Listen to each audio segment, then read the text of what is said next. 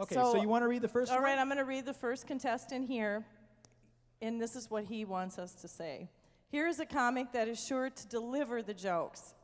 He'll keep your feet stomping and stamping. From Brooklyn Park, Joe Tanner, the Lowry Mailman. Here he comes.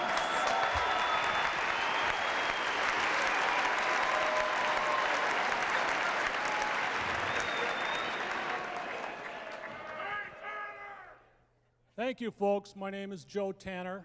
I'm the Lowry Mailman. I think you can tell by the look on my face how thrilled I am to be up here. Actually, I tell you that because 5 minutes before this started, Louis catches me and he says, "We got a big problem with your act."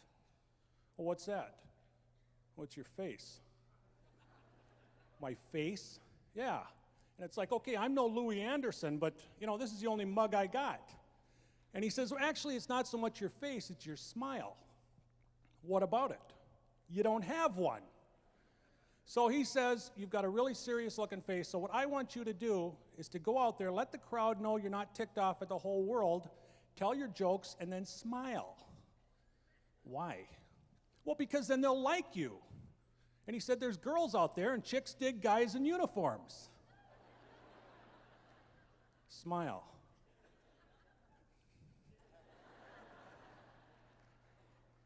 And this smile thing's kind of bugged me for a long time. My wife's on me about it all the time. She's got a great smile, but she's always telling me stuff like, don't you know it only takes 4 muscles to smile, 40 to frown. A frown's just a smile upside down. Why don't you be a little sunbeam and be happy? And I said, I don't want to be a sunbeam. So this goes over really well at family picture day at our house, not having a smile. My wife looking like Barbie. We get out there, we have our kids in front of us. She's over here, I'm over here doing the Mount Rushmore. The guy's just about ready to take our picture. She elbows me in the gut. She says, for 2 seconds now, could you try to look like you enjoy being around your wife and kids? Maybe if you had a better job, if you weren't just a mailman, you'd be happier. The world wouldn't be in such turmoil.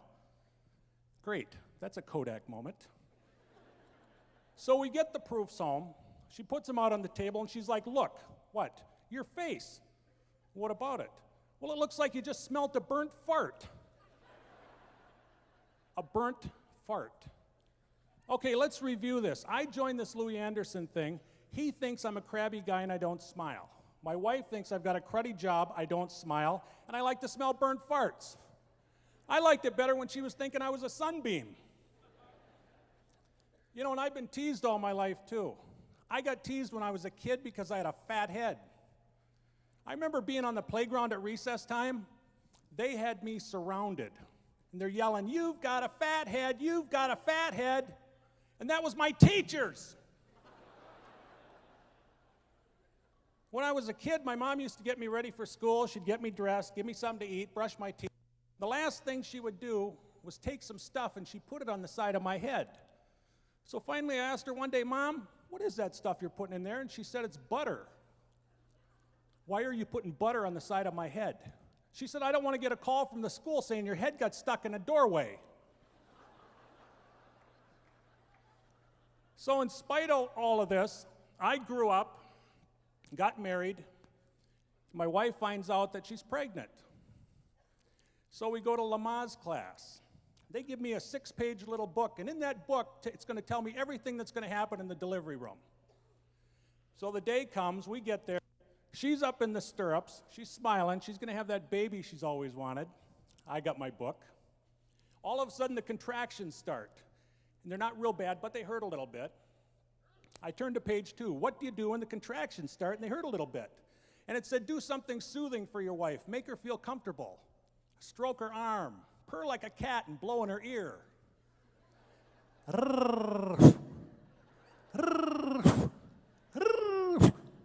She looks at me and says, do you know how stupid you look right now?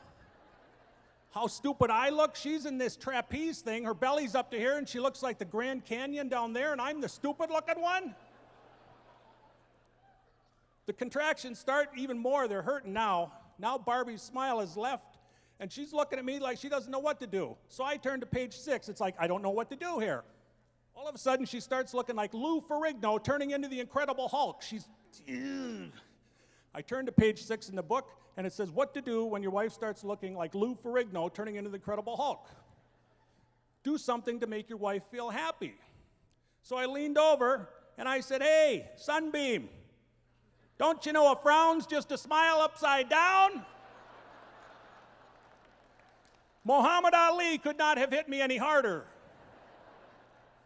The next thing I know, the doctor's back here, and he's screaming, push, push, come on. And I thought his Beamer got stuck in the snowbank or something. He finally looks at me, and he says, we're going to have to do a C-section. Well, why? Well, your baby's got a fat head, and he's stuck. That's all right, I brought some butter. Put some butter on there, and I pressed down, and that kid was out of there like a watermelon seed. But our kids grow up, and our boy Jake is now into basketball. 2 weeks ago, he had a tournament. Turns out he was also signed up to play Joseph in the Away in a Manger scene at Christmas at church. And it turned out they were all at the same time, so I got to tell Jake he was going to have to skip his ball game. No, I ain't. Yes, Jake, you are. You got to play Joseph for the church. Dad, can't they get somebody else? No, there's nobody else, Jake. You've been doing it for 4 weeks. You're it. And he says, well, can't they get one of the guys? One of the wise guys? There's 3 of them. And I said, no, they're busy doing Wiseman stuff, Jake. And he says, how about the kid with the big ears? No, he's going to be the donkey. Tell you what, if the play gets done on time, we'll try and get out of there and go make your second game. How's that? He said, well, what if it's a long labor? I said, Mary's not going to have a long labor, Jake. He said, what if they have to do a C-section? They're not going to do a C-section in the manger. Yeah, what if Jesus has a fat head and he's stuck? Well, then we'll ask one of the wise men if they've got some butter. So it's been a long week getting ready for this Louis thing. Last night, all I wanted to do was get home, sit in my chair, and read the paper. Our 4-year-old comes up, tugs on my shirt, and says, Daddy, what? Smell my finger.